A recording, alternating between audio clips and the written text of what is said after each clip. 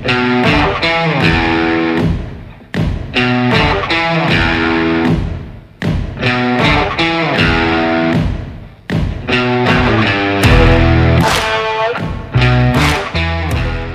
my brother. Cheers. Matt. Here's to our podcast. You ready to do this? I'm ready. Let's do it then. All right. Well, Matt, you and I have been thinking about doing this for a while, haven't we? Yes, we have. What do you think spurred this? I think just our conversation between the two of us, as soon as I met you, I realized we were like-minded people and we had interesting things to say, so... Conversation always works. Yeah, it does. Conversation always works. At some point, we realized they were probably interesting to weirdos like us, right? Yep, exactly. So maybe we put it on camera, upload it to the internet. Mm-hmm. What do you really want to do this for? Really, my thing is just to kind of get the things out there that, that I believe, like talking, not necessarily things I believe, like, things I want to talk about, like just to kind of put them out there into the universe and, see if they take, see if anybody's interested in hearing them. Why do you think they're important? They're important because, just because they're ideas. I think all ideas are important.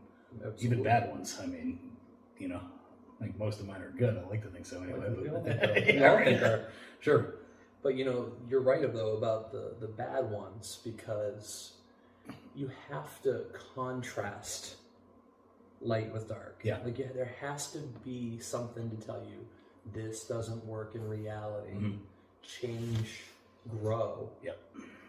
and evolve. Mm-hmm. And without evil people to show you what that looks like, that becomes an impossible task. Yep. Don't you think? For sure. Yeah. I think that's part of it.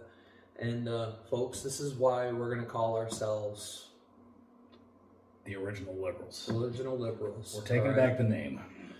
We are taking back the name. And if you don't know what we're speaking of,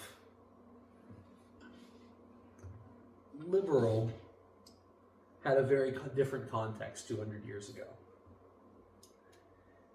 It was part of the Founding Fathers movement. They were the liberals after the word liberty, libertarian. Classical liberals, yep. Absolutely. And I'm a firm believer that it was once we got rid of the popes and the kings, we had this grand experiment on a continent far away from popes and kings.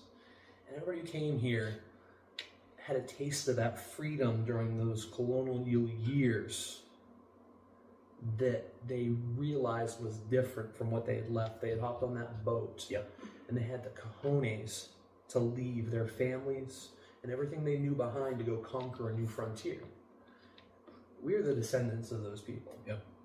And I mean, you just think about how much to do something like that, individualism is, just you're going somewhere new. You have just, nothing but, for the most part, a lot of these people, just the clothes on your back, you cross an ocean. You can't do that unless you're, a rugged individual, basically. Your entire life revolves around you being just you and you yourself, and that's it. And no, that's exactly right. Yeah, so it's not just a political philosophy, I guess. It is a political philosophy. I think it's a way of being that ended up blooming into a political philosophy. Yep. And you got to think of the context here. It's like you just elaborated. Mm-hmm. Someone who wanted to hop on a boat, take all the risk, come to a new land, colonialize. Believe me, it's not like it is today. There's no roads when they get here. There's no place to live. You got to build your own home. You've got to, there were peoples here, and I think that's a controversial subject that we'll definitely get into at some point in time. We won't shy away from controversy. Not shying away from believe me, we're gonna have fun with that. But to overcome everything that was overcome, and we can all imagine what this set of circumstances was in order to start the beginning of building a nation, and then not only doing that, but defeating the greatest army maybe the world had ever known to that point, which was the British Army, with the help of the French and things of that nature. But we did it. And there was this amazing libertarian, original liberal philosophy that created the standard of this nation. And at that moment, 1776, 1782, etc., started a new trend in the world where we went from horses to locomotives to airplanes and spaceships in a relatively short amount of time compared to the prior entire known written history of the world. And we think, Matt, Ben, we think that is incredibly important. It's not perfect, but it's important. And we, as the original liberals, don't think we're going to change the world by doing a podcast. Don't get me wrong. But we're going to push our weight. That's right. We're going to push our weight. There's an attack on this. And we, like I said, we're not going to change the world by doing this ourselves. But we're going to carry our portion of that load that we believe in philosophically. Do you agree? Yeah, 100%. Sorry for the long rant. No. Rant all you want. Like, that's what it's about. You rant now, I'll rant later. But I absolutely agree with all of that. I guess my thing is that, when I think of like the original liberal, like classical liberalism, it's, kind of like I said, it's about, carrying your own weight, being your own man, or woman. Absolutely. It's a political philosophy, but it's all, I'm afraid it's a dying political philosophy. Obviously the word liberal has been overtaken by a philosophy that is totally the opposite of what ours is. For the most part, totally the opposite. I mean, there's, obviously exceptions to everything, but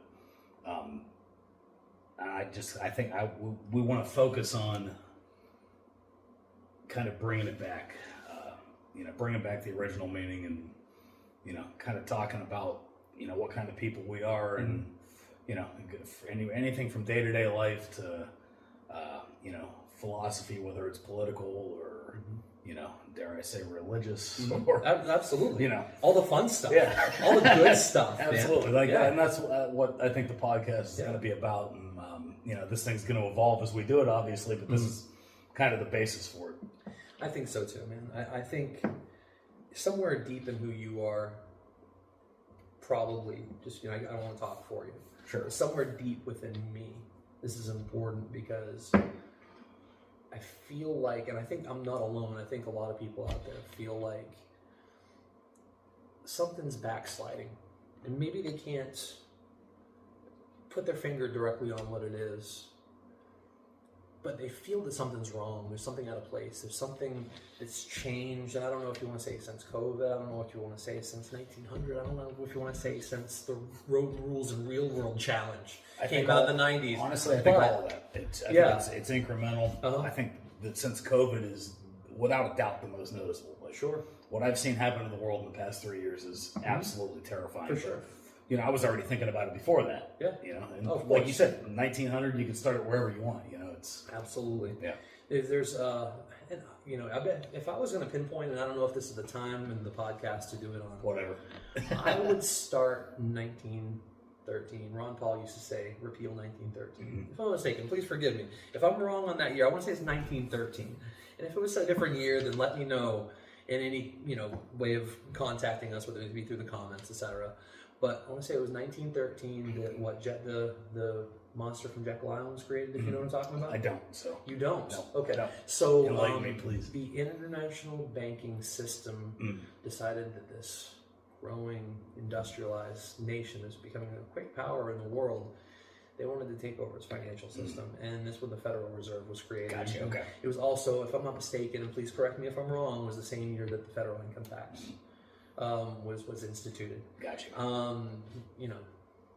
Those who control the purse strings control what happens, right? And I think that's when that takeover occurred.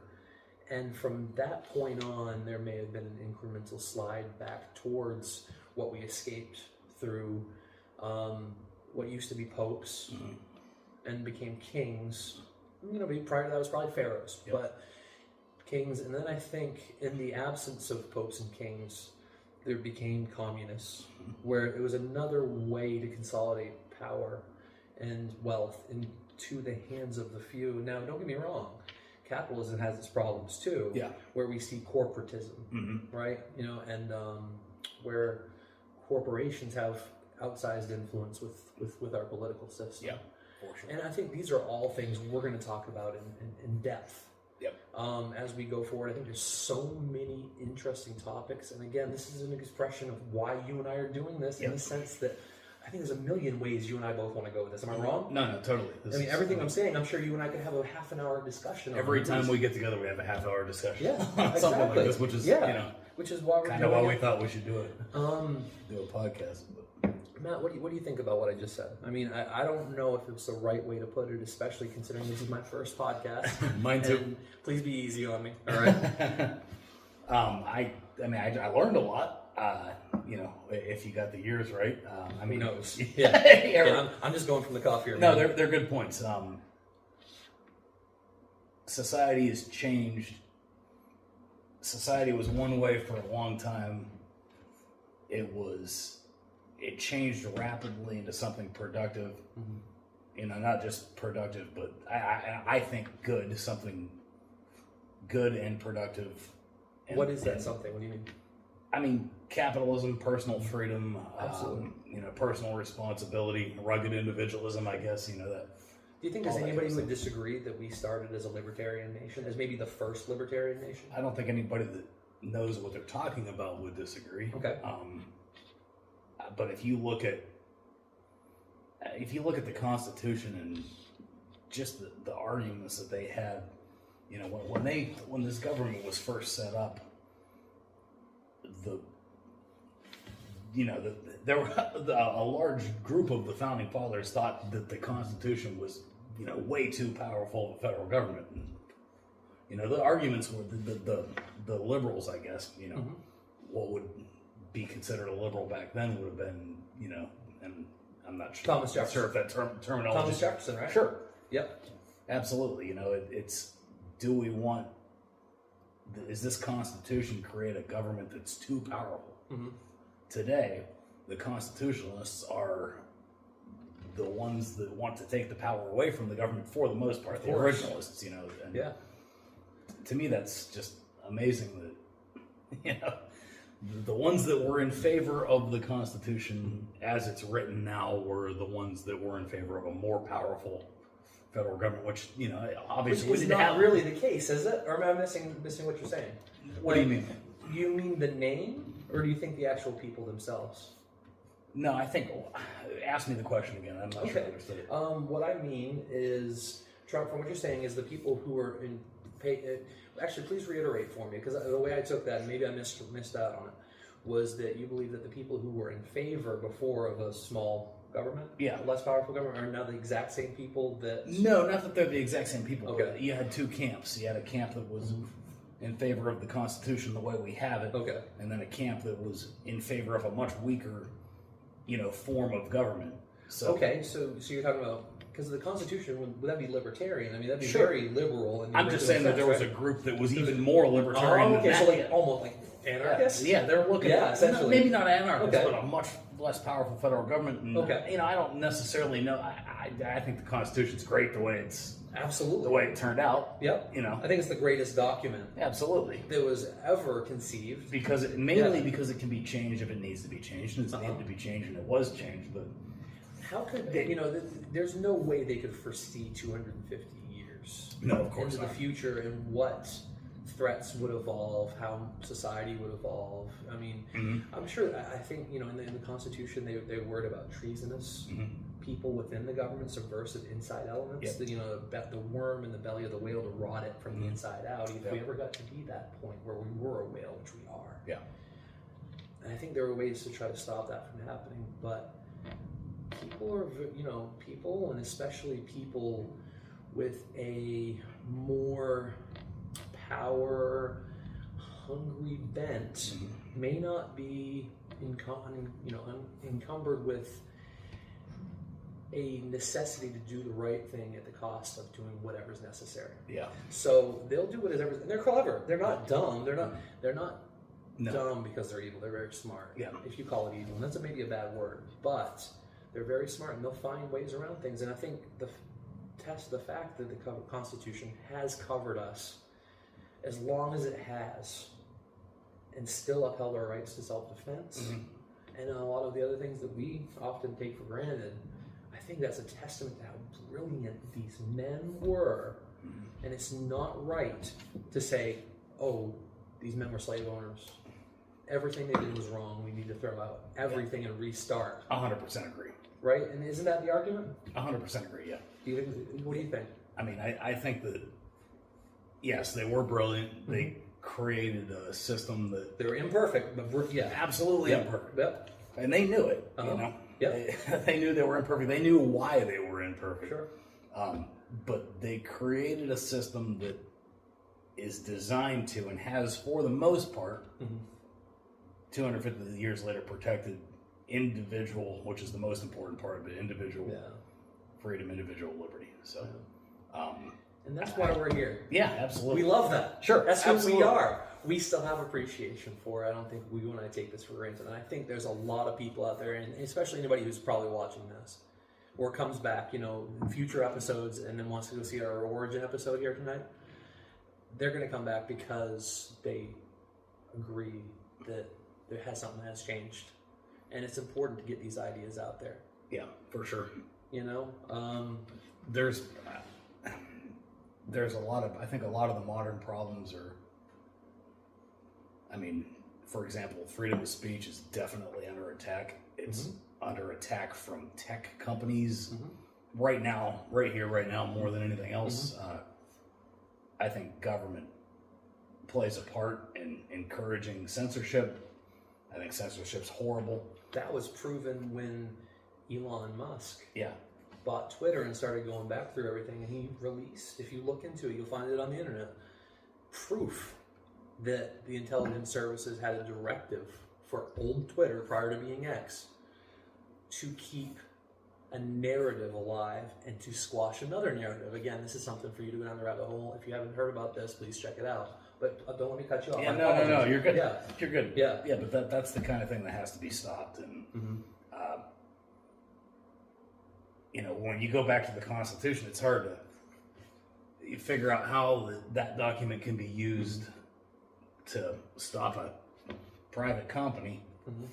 Because, I mean, if I own Twitter, I can allow whatever kind of speech I want. And I agree with that walk entirely. into my house and say something I don't like, I can kick you. I won't. Absolutely. I won't, because I like to hear what people have to say, but I could kick you out of my house for saying something I don't like, So I firmly come from the place that there's no such thing as discrimination in the private lives and the private businesses and private ownership. There's no such thing as discrimination. Now, I believe in karma, and those are different discussions. Sure. Where discrimination comes into play is when the government enacts discrimination. So, all right, if they legalize discrimination over one person, like the women who fought for women's suffrage, for the right to vote, that was discrimination against Americans. Yep. But when Facebook tells you you're an asshole and takes your posts off, even though they're good posts, truthful posts, ones that people need to hear, that's their right to do that. So that's my opinion. It is their right to do it, but it's. I feel like it's.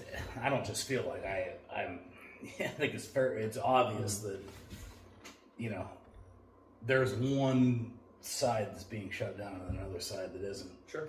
So how do you stop that? Well, because you're right. They do have the right to do it, and I agree that they have the right to do it. Okay. So, but it's not How good. do you stop that, though? How do you stop it? Because it's bad for discourse. It's bad. It is not good that a company has the right. It may be good that they have the right, but it's not good that they choose to use that right. How do you stop it? I think that there are some people in this world that make you and I look like retards because they're so brilliant. And it's nice to live in a world like that. Yeah. All right. And I think that some of these people know that if all of the social media platforms are censored. Let me start over. If an individual social media platform is censored, it's bad for business because people don't want to be in that environment. They want to be naturally in a place where they can see what they want to read, things of that nature. It's bad for business. Now, if you corner the entire market and get all of them on the same place where they're all doing it, then that eliminates the people's ability to choose, and they still enjoy the other benefits of social media. Sure. Why is that important, though? How do you stop them from doing this? If you have one that breaks free from that paradigm, and they're free, let the market decide. The market begins to decide. Now, that might also be when the propagandists step in and say, oh, nobody wants to go to X anymore. Yeah. Nobody wants to go to them because this guy's crazy and loony. Well, they were on a people decide. They were trying to create public opinion and turn people away from it. But I think as time is going on, we're proving that, okay, X is now free. They've reinstated the former president. They've done a lot. They've reinstated Alex Jones, giving people voices back and giving people a way to hear the other side or hear what they do want to hear. They got Tucker Carlson on. Tucker Carlson, isn't it great? Man? Isn't that freaking awesome? And by the way, there's anybody that thinks Tucker Carlson is treasonous, and I'm not. Have people been saying that? Yeah, because he went and interviewed Putin, which to me is insane. Like, not interviewing Putin, but calling the man a treasonous for doing journalism, for interviewing one of the most important people in the world. That's right. He does what he does, and did you watch that interview? Yeah, I did. I did too. I watched the first 2/3 of it. I think probably the last third was the best part. I just didn't get a chance. The last third was the whole first half of it was him talking about the history of Russia. I thought that Tucker should have. I thought Tucker let him talk a little bit too long for the most part. No. I think. Do you think so? Yeah, I did because I was bored to death. But I mean, I know a little bit about the history of Russia, but man, Putin's. I would have fallen asleep in that. He knew the hell he was doing, didn't he? Yeah, he should have. Every single time a poignant question, go, no, let me finish. This is important. I have to go to the. Definitely a KGB man. There's no question about it. But I guess where I was going with that whole thing prior was that if you have one that breaks the paradigm and is bad for business for the rest of them, it begins the descent and going back in the right direction again. So as long as we can maintain a free market. That's how. That's how it's done. And when you have places like Spotify that allow Joe Rogan to produce content and have conversations, the important conversations, uncensored. And not only do they let him do it, they just signed this man to a new contract. Was that the reason they boycotted it? Wasn't it like Neil Young and some other people were taking their music off of Spotify because Go figure, man. Something Rogan said? I think it was vaccines. Unbelievable. And a great example you say of vaccines, is Robert Kennedy. And libertarians here, we're not going to be the dirt on the feet of conservatives. We're not going to vote conservative just because maybe politically more aligns with libertarianism. If you've ever listened, I don't know what you think about Robert Kennedy, but as a Democrat, I have a lot of respect for him. I think he's wrong about 90% of the shit that comes out of his mouth. You know what, though? That's something you and I can discuss. But they're trying to bury him because of it. They are trying to bury him. Anybody they're trying to bury, I know is on my side. 100%. Everybody they try to bury, Tulsi Gabbard, and there's other Democrats. Joe Manchin? Yeah. So Joe Manchin's West Virginia, right? Okay. All right. So you've got a faction of Democrats that that aren't towing the line, which tells you that someone is co-opted. I think there's regular Democrats like that all over the country. Absolutely. I think the vast majority of them. And to me, it makes sense. They've ruined what was once. I never. Democrats historically, at least, I've never agreed with them philosophically about, what their, political agenda. When you say never, how far back? I'm trying. You're a 38-year-old guy, right? Never in my life. Okay. Since I started paying attention to politics, which was when I was young. 38. By the way. Okay. But when you say young, when do you feel like you started paying attention? When I started watching the TV. Okay. Yeah. Literally, I don't know. My family was always politically interested, and I was I remember watching, I think, what are the first news I remember watching was the Gulf War. Mm-hmm. I remember that being a big deal. Sure, the original Desert Storm, 1990 probably, right? Yeah, I remember watching the Bush Senior Clinton election. I was in second grade, I believe, so I was paying attention. Sure. You know, at that point, and I totally lost my train of thought. No, that's all right, dude. It's gonna happen, man. That's how this goes. Yeah. But no, I find that. So, what we were talking about was that you've all never really aligned with the Democrats. Yeah, that's what it was. Okay. But I recognize that it was once a great American political party. Absolutely. Even as late Would as you have voted for John F. Kennedy? Maybe. Possibly, I would have considered it. Okay. But yeah. Okay. Sure. Okay. I mean, he was a great American. So, he was a great president. I like both Kennedy and Nixon. Yeah. And they were going against one another, if I'm not mistaken. Again, correct me if I'm wrong. You're not mistaken. You're right. Yeah. So I would have voted for either one of those guys. And I personally think that Nixon got the shaft when he did get his opportunity. I think he was trying to defect on some level, in the same way that they went after Trump. The swamp went after him too. And I believe that Watergate, I think there's probably ample evidence out there that Watergate was a setup. Sure. You know, there's a whole thing going on during the Nixon time period, 1972, when they took us off of the gold standard, which for us old school liberals like us, not fans of it. Just so you, spoiler alert, we're not fans of going off of the gold standard. We don't like unsound money. All right. Now, don't get me wrong. I might like a little cryptocurrency, but that's also dangerous too. If we go to a world cryptocurrency, though. Who's that?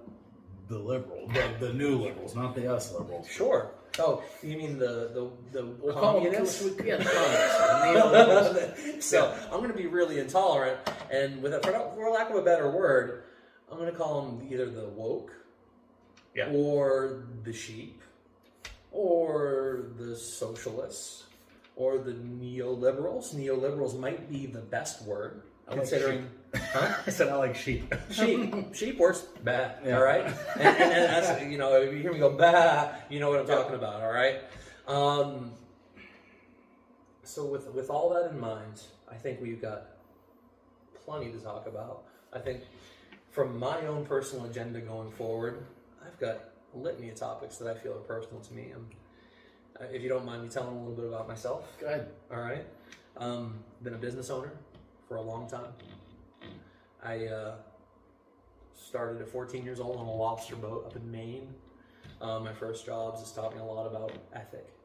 As you can see, I like tattoos. I've been tattooed pretty good.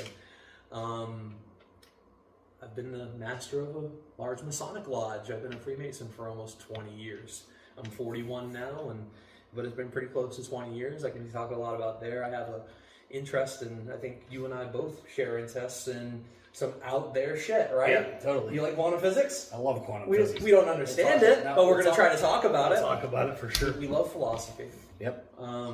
UFOs, because I feel like they're a poignant, important thing to speak about. You know, everybody seems to be talking about that now, and we might sound a little trite when we get into it too, but because I think every podcast in the world is talking about fucking UFOs right now, right? Right. But you know what? We're gonna put our take on it. We'll put our spin on it. You know, For sure. And if we throw something extra that nobody else is saying, or a philosophical view on any of those things, that maybe we'll just catch a little edge of something that you just didn't hear somewhere else. Because I know, Matt, you have a ton of developed thoughts on all these things we're talking about. Things we're never going to scratch the surface on here tonight. Yeah. And I feel like I probably do too. What's your set of things that's near and dear to you that you want to have be part of our discourse here?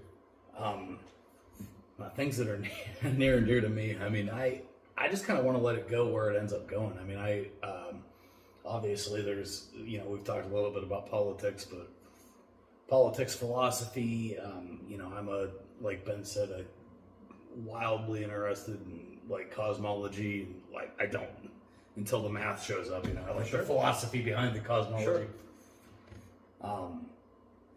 I mean, day-to-day life too. I mean, we day-to-day life, absolutely. Yeah. Just kind of talk about what's happening in the world. I think both of you and I agree that if there is some subversive element that's trying to backslide, I don't know if you want to call Western nations, America, Europe into some place of weakness again. One of the things is that they're attacking most strongly is masculinity. Yeah. Right? 100%. And I think that's a big part of why we're doing this. Yeah. There's a healthy aspect to self-actualized, real masculinity that has driven the human race forward, both sometimes in very violent ways, which hasn't been good, and that's maybe the negative aspects of it. But there's a protective nature that I think they're trying to get rid of, so we're an easier take. Yeah, 100%. Am I wrong? No, and they're succeeding in a lot of ways. I always say there's nothing toxic about my masculinity. There isn't. Exactly. Yeah. You know, I am who I am, and I think that's a good thing. You know, to me, being a man just means standing on your own 2 feet and taking care of your damn business. I mean, that's the short form. I mean, What's there's your a lot business? that goes along What with is it. your business? When you say taking care of your business, what is your business as a man? You know, making sure I feed myself. You know, making you have sure a beautiful wife, I too. do have a beautiful wife. Yeah. You know, you definitely outpunted your coverage on that one. No doubt about it. We both outpunted our coverage. Our wives will be superstars on our program works. occasionally. So We will be inviting them in for brief momentary things that I think you'll probably enjoy. We have some plans for that. It'd be quite funny because they're both they're both pretty cool. Just taking care of yourself and not relying on anybody. And not that you can't rely on people. I rely on I mean, my friends. Like if I need comes a time when you're gonna need something. I'm not saying you can never rely on somebody else. You should rely on somebody else sometimes, but you should never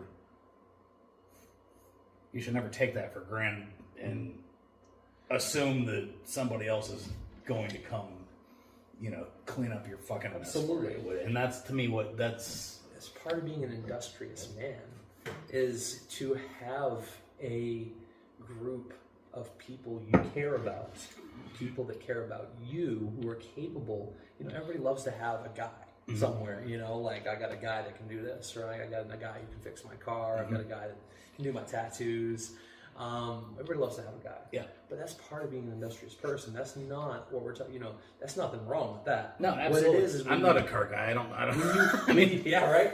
I don't know how but to... it's when you want to compel people to do it for you, or you're waiting for somebody else. You're waiting for somebody to hand something to you. That's different. Yeah. That is absolutely There's a different. lot of things I don't know how to do that I need some help with, and that's great, but I don't expect anything from anybody, and that's the important part. I think for sure. I don't expect anything from anybody for free. I think we should take a little break. Okay. All right. We'll sit down for a second. We're going to catch me part of my impending doom, and we'll be back in just a moment.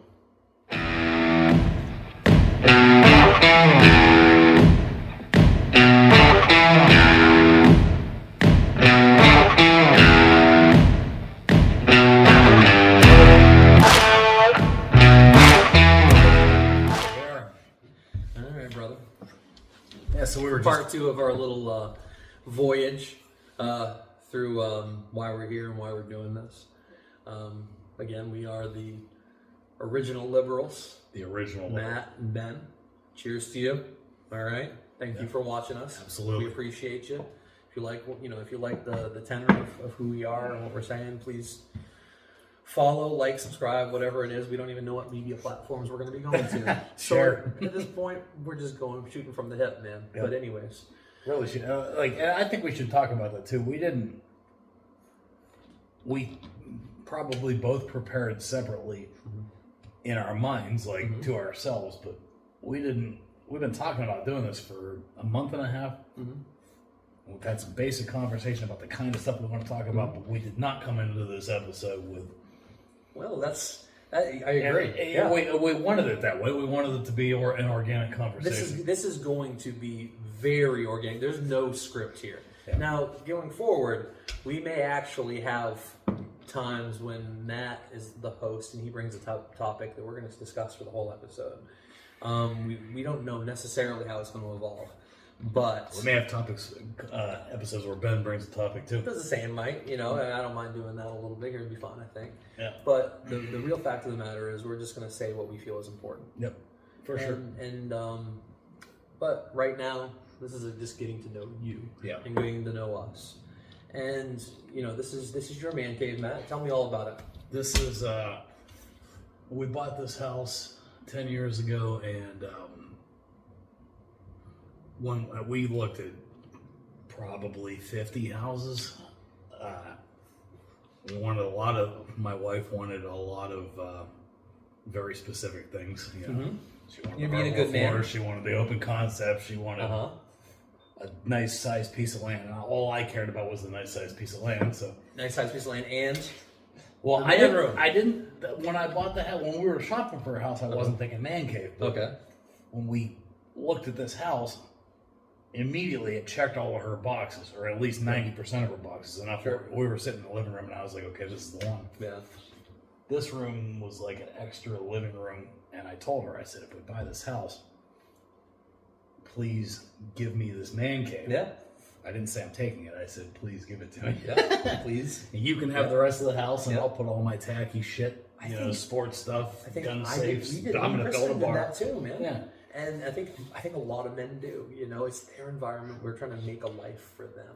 But on some level. Yeah, no, absolutely. Yeah. So she allowed me to. She's tried to tell me to paint the walls, and I've said no. And she didn't complain when I built the bar. That was cool. But she lets me do whatever I want down here. It's obviously. Yep. Here we are. I always say I'm the king, though, and I roll as a vassal to the emperor because I did ask her if I could put smoke eaters in here and smoke cigars down here. She said absolutely not. So once in a while I get overruled. Which is why we have to be taking breaks every once in a while. Me and my listen, American Spirits, all right? I'm not doing an advertisement right now, at least paid advertisement. But if you're going to smoke, there's nothing but tobacco and water, and I'm sure there's something in maybe the roll, the papers for the cigarette that wouldn't be great. But if you're going to smoke, this is the one to do as far as I'm concerned. Am I wrong? Maybe I'm wrong. I don't know. Fuck it, I'm going to die. When I bum one off every once in a while. Absolutely, that's right. So, you've been in this house, you said 10 years? Yeah, 10 years. Yeah. Yep, and this room is my domicile, so just felt like it'd be a good spot, good backdrop for the podcast. Absolutely. I mean, tell me about what you got on the walls through here, and tell me about what you see. What you got going on. I got you can't see the entire thing from here, but I mean, I like old, tobacco and beer advertisements. Got my gun safes, got my guitars, got my TV, got my bar right here. Yeah. Me and my buddy built this. We're not carpenters by any means. It looks good to me. I figured you bought it like this. It looks good. No, it took probably 5 or 6 weekends. I ended up with more spare lumber than I did actual bar material because we made so many bad cuts. But that's a great analogy. 5 or 6 weekends of drinking beer and putting this thing together. So that was but yeah, so this is my spot. And, awesome. I got my I got a little bit of political stuff up here, of course. Here's what I see. I see political stuff. I see sports. I see you're a Pittsburgh Pirates guy. All right, I feel bad for you. I'm sorry. Massive baseball fan. Yep. I'm a casual football fan. I'm a casual fan of all sports except baseball. Yep. I watch them when they're on TV. Can you tell this guy's old school or what? Live and die for my Pirates. Very old school. Living in the Roberto Clemente days. I bet you remember Dave Roberts. Wasn't even born. Willie Stargell was the bomb, baby. They've given me a total of 3 playoff appearances, I believe, since I was. How old was I when they lost the divisional series to the Braves? 92, right? 92, so I think. I've been 7 years old. Yeah. So since that time, they've given me. Who was on that team? We got the old Andy Van Slyke. Barry Bonds. Was Tim Wakefield on that team? I think Tim Wakefield was on that team, wasn't he?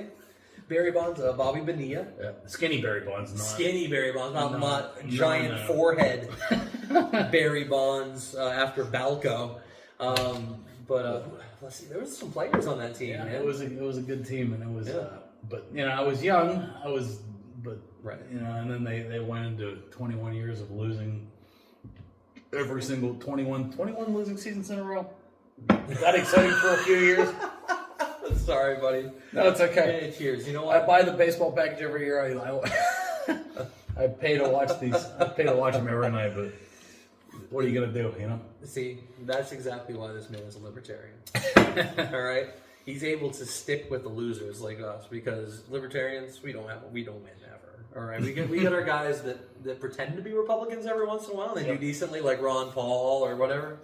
Gary Johnson became the best governor in the history of New Mexico, I think, and ran for president and couldn't tell you where Aleppo was, and things like that happen. All right, because we don't care about the politics. We care about the philosophy that underlies and underpins everything. But not to go back onto the politics rant. No, it's okay. It always kind of goes back to that, but it does. What I love about baseball is, well, until recently, I loved that it was the only aspect of life without a clock.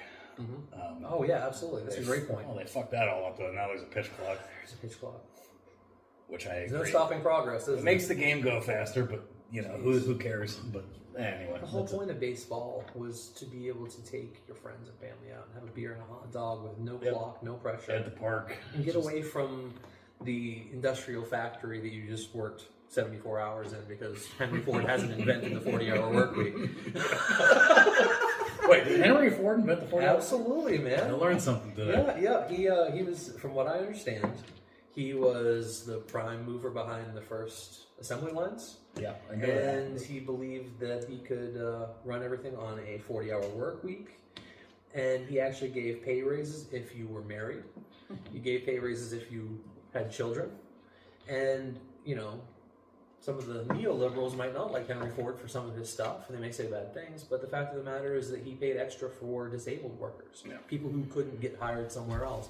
He was the first man that did all that. So that says something about his character. Yeah. And then, of course, he invented the P-51. He built the P-51 Mustangs that helped us win World War II. Yep. And the Mustang car came from that, of course, which is super cool.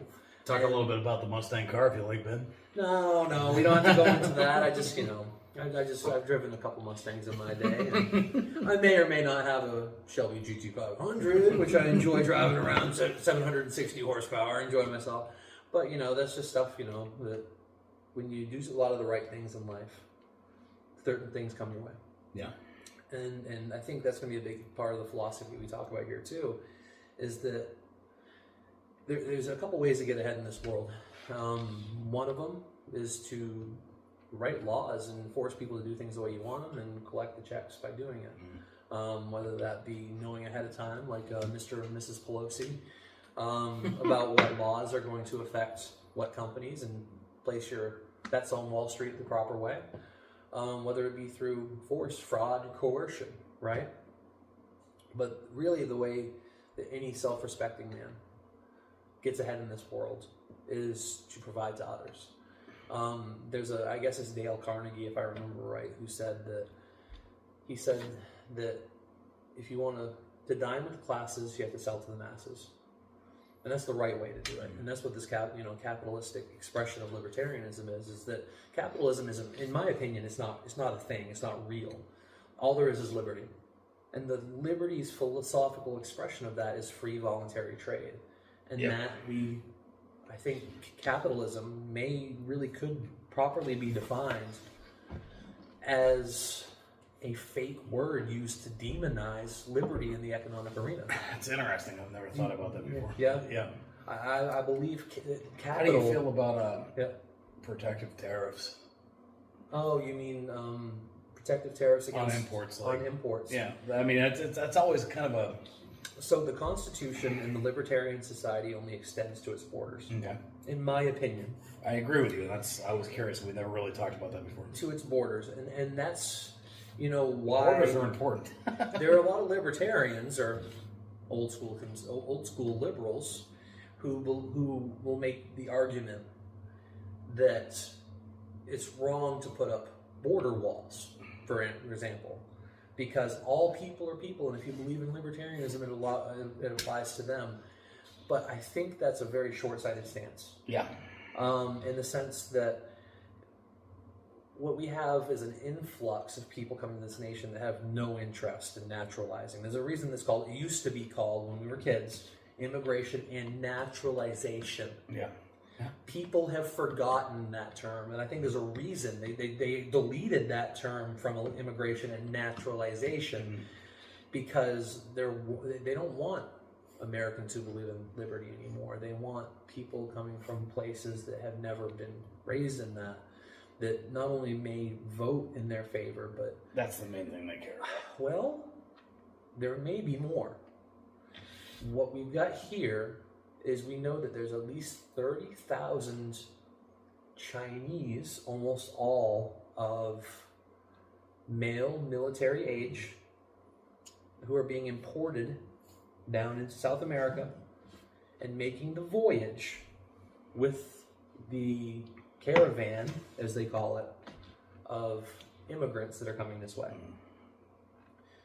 So what we may have in the greater perspective of things is not only more voters for whatever you want to call them, the cabal, whatever, but they may actually be a situation where they are coming up to take the place of military men that dropped out during the COVID pandemic and didn't want to take the vaccine and were kicked out of the military.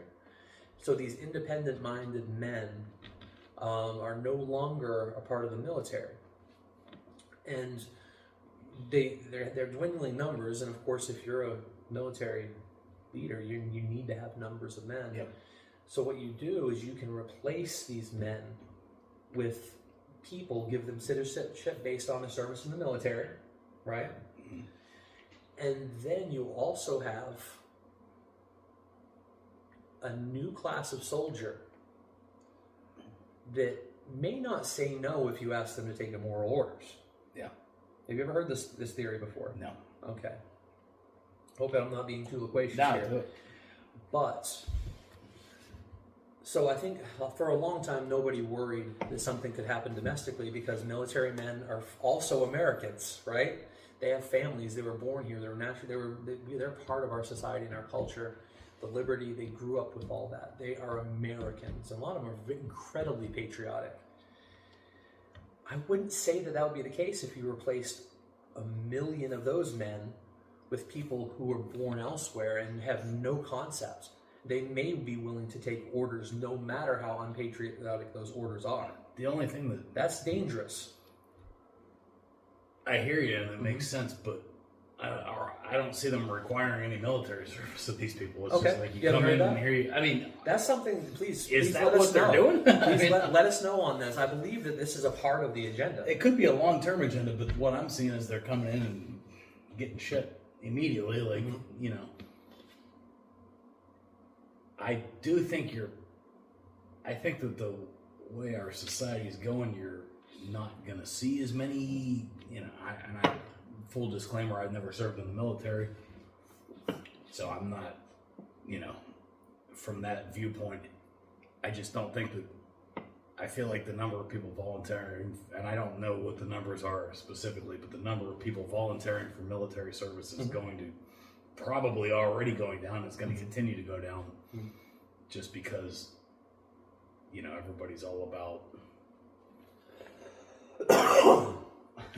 themselves, I guess. Yeah, maybe. And maybe it doesn't have a vested interest in the society. Or you know, it's maybe nobody wants to join the military because there isn't a World War II out there anymore.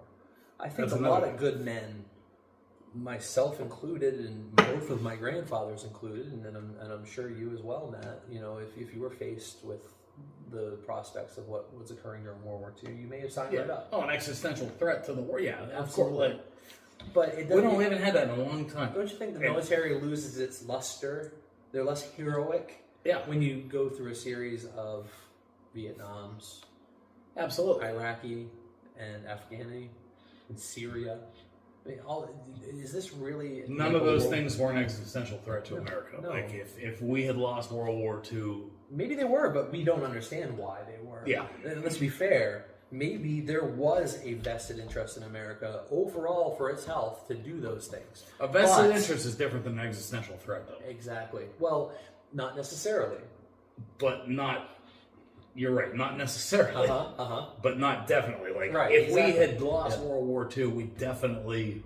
Oh, for sure. You ever seen, what's the show on... That was a clear and present danger is what that was. Have you ever seen... You know, the Nazis were the Japanese were a clear and present danger. When they're dropping our ships in Pearl Harbor, yeah, it's a pretty good idea to go ahead and stop them from doing that. What's the alternate history show? I think it's on Amazon Prime, on Prime Video,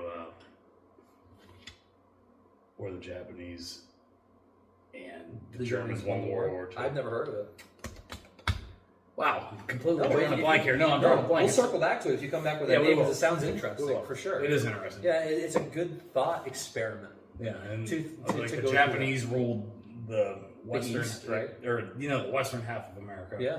Up until the Rocky Mountains, and then there was like a buffer zone, and then the Germans ruled the Greater Reich on the eastern half, and the Cold War in this scenario was between the Germans and the Japanese, whose borders now bumped up against each other in America, and it's just.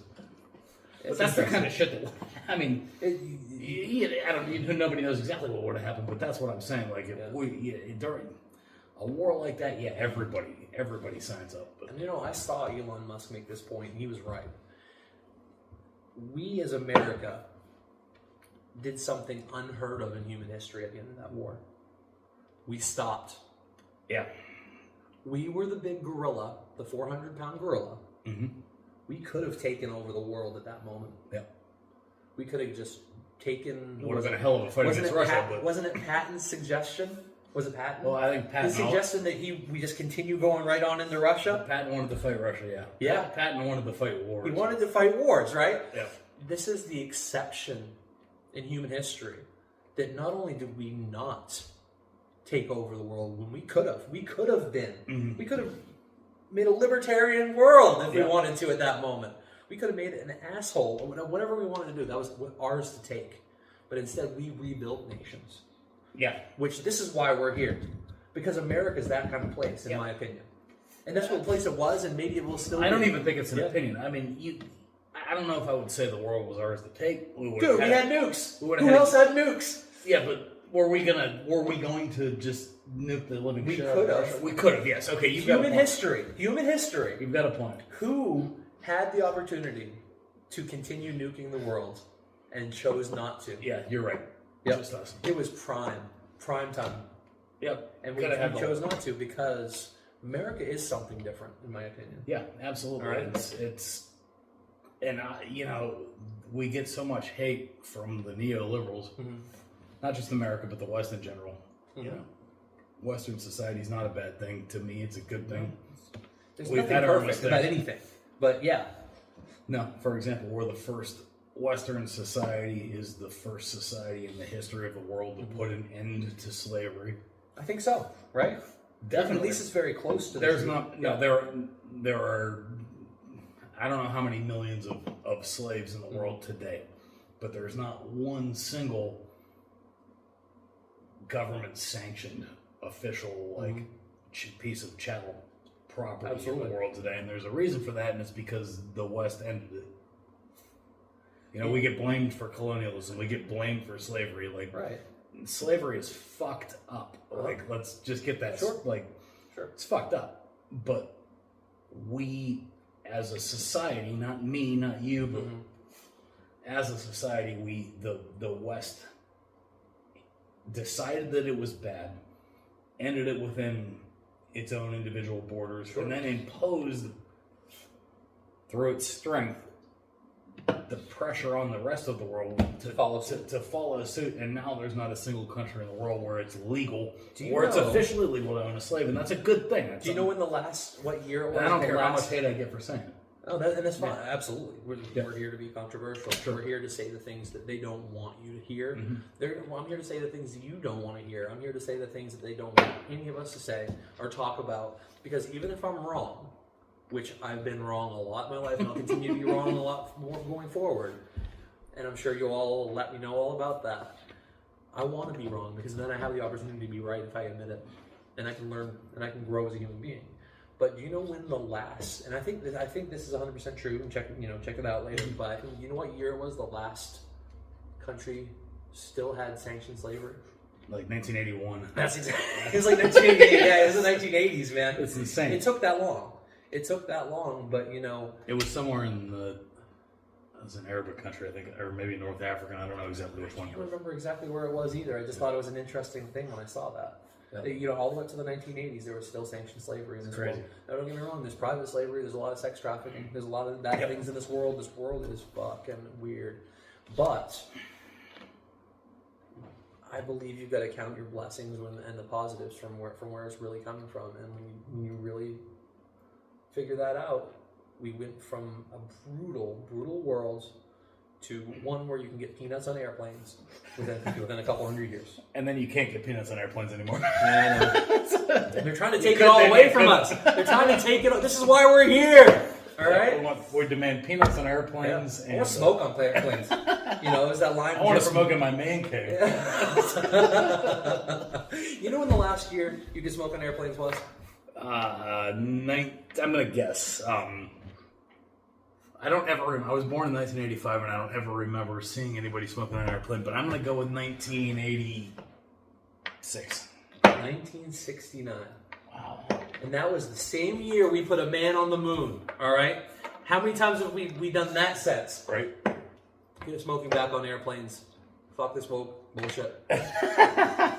Not really. It's smoking is bullshit, but I love it. So you gotta have something in life, right? You want to smoke, man. Absolutely. That's part of the whole libertarian deal. Is if I find it to be a beneficial factor in my life, I can do it. Nobody can tell me to stop. You shouldn't have to pay the government $7 worth of taxes for it. Sin tax. So if sin tax works, let me ask you this. Mm-hmm. If sin tax works and it keeps people from doing sinful things, what about income tax? That's fucking beautiful. That's What beautiful. do you think about that? That's the perfect point. Isn't that the perfect point? That's the perfect point. Okay. If sin tax works and sin tax works and it keeps you from doing sinful things, Mm-hmm. what do you think an income tax is going to do? It's going to keep you from generating income. Keep you from generating income or avoiding reporting that income. Sure. You know, and so you're creating option. criminals either way. You've got people who are industrious because they're... I'm a firm believer in something that Thomas Sowell said. And it's that there's no such thing as equality. Equality is not real. Because I'm not even equal to who I was last week or yesterday. All right? Okay. So when you try to make a society where everybody's on an equal playing field, you can only do it from the beginning of the race, not the actual race itself. Mm-hmm. Right? Yeah. So we all have life, liberty, the pursuit of happiness. And this is all we're entitled to. Yeah. You're right, pursuit. We're all entitled to the pursuit. Not the guaranteed outcome. Not any help along the way. No. Part of being an adult is taking ownership of your own life. It's part of being a man, especially. Yep. Is taking ownership of your own life, taking responsibility for the things that you've made your promises to, Yep. for yourself and the people you love. Mm-hmm. And any shortchanging of that is the worst thing I believe you can do to people, but especially men. And is to take away their own self-determination. It degrades them. It degrades them.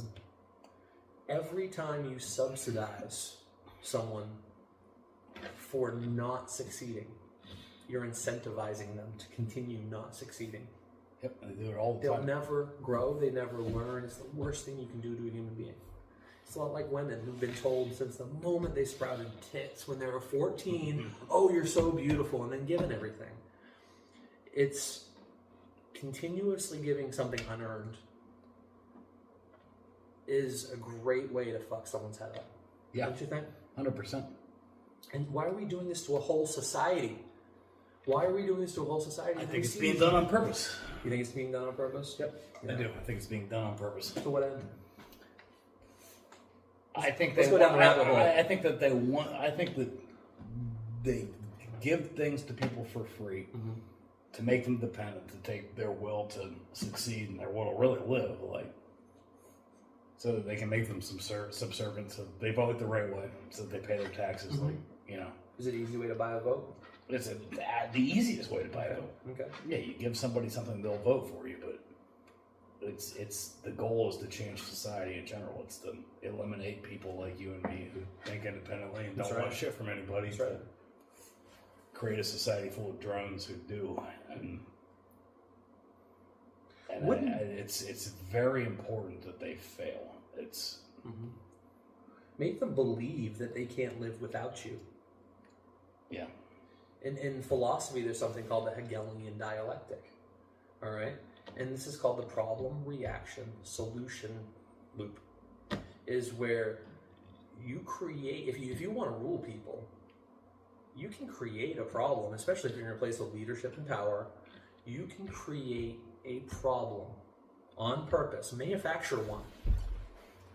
And all you have to do is wait for people to react to that problem. Okay? Okay. So once they've reacted and they feel out of control of their lives and there's this big existential issue that may upset everything they've ever dreamed of, you come back to them and say, oh, there's your reaction. Huh? Well, we have a solution for you. Let me give you my solution, which is what they had in their back pocket the whole time before the problem was created. All right? It was a setup. But people have been doing this. This is how societies have been run for thousands of years, I would assume. Hell, husbands do it to their wives. Wives do it to their husbands. This is something that's not esoteric. This is just a natural way of governing a society. Yeah. Right? How many times have you seen them, Tipper Gore, go to Congress and say, look, this CD by this horrible band, The Mentors, is talking about rape, and they're laughing. Well, that's shitty stuff, don't get me wrong. But at the same time, it doesn't need to be deleted from society. Yeah. Which is what I think they wanted. I think there was a whole thing where they were going against pornography, they were going against crude music. Imagine if artistic expression get taken from us. It has. Comedians aren't allowed to be funny anymore. Yeah. But they've gone the opposite. They've kind of abandoned their... It's not about vulgarity anymore. It's about ideas. Yeah. They've moved on from, trying to ban words and, like the shit that they were trying to ban when we were kids. Right. Versus now it's, you can say whatever you want. You can be as offensive as you want. Absolutely. You can't think a certain shit. It's great to have an OnlyFans account. You're doing awesome. Congratulations on your OnlyFans, which I have no problem with either, and I don't think you do either. Nope. However, don't dare not want to fuck a transsexual because you're an immoral person because you don't find them attractive. All right? Right. Which is fine if you do and fine if you don't. Again, we are the classical liberals who believe in your right to be whoever you... The difference between us and Republicans, in case anybody out there has been listening so far and thinking, check. These guys are Republicans. Nope. Fuck a transsexual. Exactly. Whatever. For folks who are, if you're unfamiliar with this philosophy or this way of thinking, because you haven't been exposed to it, we understand, we get it. Yep. I'll put it in overly simplistic terms, is that a classical liberal, or what we now call a libertarian, is a social liberal. Take your social dynamics, your social liberties from your Democrats. And we tend to agree with most of those. Yeah. Be who you want to be. Right? I agree with most of it in theory, not always in practice. But we get to decide for ourselves. And that's the important thing. I'm going to give you an example. I agreed with the overturning of Roe versus Wade. However, I'm pro-choice. However, I think it should just be codified. It's not I thought that the Supreme Court's got a job to do. Interpret the Constitution the way it's written. Absolutely. I'm an originalist. You can't be an activist and sit on a... Maybe not an originalist, a textualist. I guess there's a difference. Maybe not, but... Okay. Yeah, you're right. You can't be an activist and sit on a court. So there's not... Obviously, anybody who's ever read the Constitution, it's not a long document. There's nothing in there that guarantees the right to an abortion. Therefore, the ruling to overturn Roe versus Wade was correct. However, I'm 100% in support of pass a law. Pass a law, make it legal. That'll be great because I'm pro-choice, because I'm socially liberal. I believe in your right to do whatever the hell you want to do. Is it murder? Probably. Do I care? At the same time, somebody who... There's positives and negatives about it. I think it's the one issue that I don't know. It's a hard issue. I can't give you my answer. It's a very hard issue. It's an issue that I'll never... It's a hard issue to argue with people. If somebody's pro-life, it's hard for me to argue with that because I know what I get every side of that argument. The best argument about this, I think I can throw, is that I'm reminded of a movie. I don't know if you want to call it a documentary, but it was called Freakonomics. Please go back and check it out. And what this movie's about is these economists decided to use statistical analysis to figure out a lot of the interesting things about society. And part of this was Roe versus Wade and its effects on society in the future. And what was interesting was they found, you can look this up, you can just verify this for me if you want to, is that in 1972, Roe versus Wade was enacted, and abortion was legalized in most states. And what they found was that 16 to 18 years later, there was a politician in New York City named Rudy Giuliani, who happened to be known as the great mayor of New York City, and he was tough on crime. Well, 16 to 18 years later, they found that they believed that the people who would have been committing crime in 1988 had not been born. Okay? And so on. And then you see this precipitous drop. Drop in crime in New York City. And Rudy Giuliani makes a career on being this guy that created this in New York City. So, that alone isn't a great example. However, the same economists realized that states had 2 years prior passed their own laws legalizing abortion, and the exact same drop in crime occurred 2 years earlier in those states. Wow. That is an important thing to know. That's interesting. Does it make it moral? No. That's an interesting question. Not necessarily. That's an interesting question. It depends. What makes something moral? Yeah, I mean, you get into a greater good argument. How many people's lives were saved because that crime did not occur? In my opinion, that's not what makes something moral. Exactly. But that doesn't change how I feel about the issue. Exactly. Yeah. I always found that to be an interesting thing when I saw that. Yeah, I've never heard that before. Yeah. I think most people probably have. And Freakonomics probably came out 20 years ago. I think it was pretty famous when it first came out. I don't think I've seen it. Okay. I know of it. Dude, you love it. I don't think I've seen it. You freaking love it. Well, check it out. We're going back, we're socially liberal, but damn, we're governmentally conservative. And 100%. What that means is that, just like the Founding Fathers, we believe that government is a necessary evil. Necessary evil. Necessary in certain respects. Yeah, absolutely. It's got to, you got to protect your... what you're supposed to have is a series of states who came together voluntarily, right, to form a union, and a federal government in place to protect the border of those states and take care of certain responsibilities like military things of that nature. But the role of government isn't bigger than that. And protect individual freedoms. Like, the government should be there to protect your freedoms. When there's disputes between states, let's say South Carolina and Wyoming have a standoff over a railroad where there's a place on the and the state. Okay. Anyways, maybe South Carolina, North Carolina. I mean, that's a little better example. Yeah, probably. When there's a dispute between those states and it can't be settled within the state, you go to a federal court. That's what it's there for. That's what the federal courts are there for. It's not to judge cases like Roe versus Wade. Yep. It's the states are supposed to be able to do that. The federal government was never supposed to have that kind of all-encompassing power. Government is always more effective at a lower level. They care more. Yeah, absolutely. No, and they know more about your local government. Yeah. Your local government knows you better than your state government. That knows you better than your federal government. Absolutely. Don't get me started on the world government, that they're definitely trying to. Yeah, the further you get from home, the less they care, right? Yeah, and the less they know about you. The less they know about you, the less they care your about individual your concerns are important.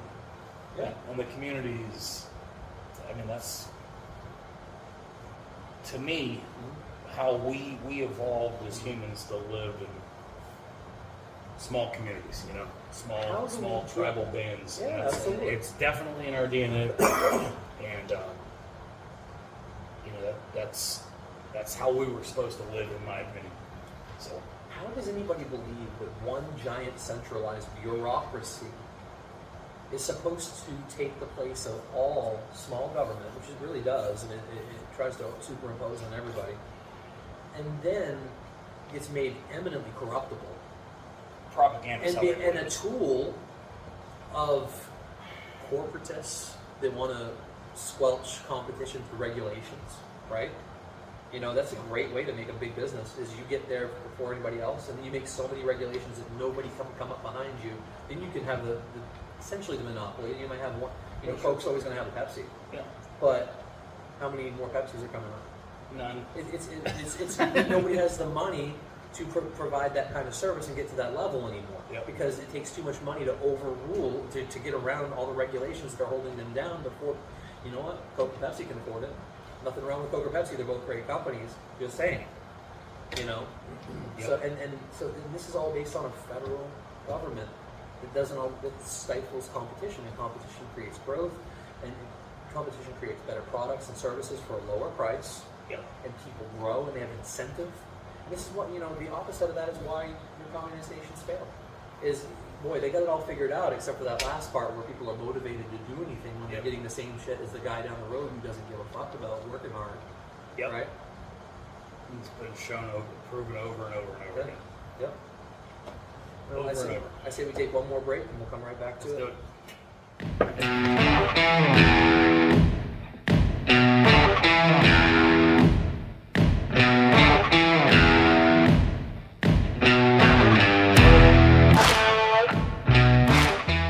Well, that wraps it up, guys. The first episode. You got to meet. What are we called again? The original liberals. You can't surprise me like that, man. Yeah, no. What's in a name, isn't there? You know, what's in a name? We even considered taking pseudonyms because you crazies out there on the internet were a little worried, but we decided not to do that. What's in a name? Because genuine, there's a lot of power in being genuine. So we decided to stick with who we really are as far as names and things of that nature. And that's probably why we chose original liberals because that's who we are. We're the original liberals. My friend. Yeah, I think it's been a successful first go. I think so too. And we might look back on this with a wry smile one day. I'm sure we will. Or maybe we won't. Maybe, who knows? But it's only going to get better from here, my friend. Yep. Cheers, brother. Cheers. Cheers. Cheers.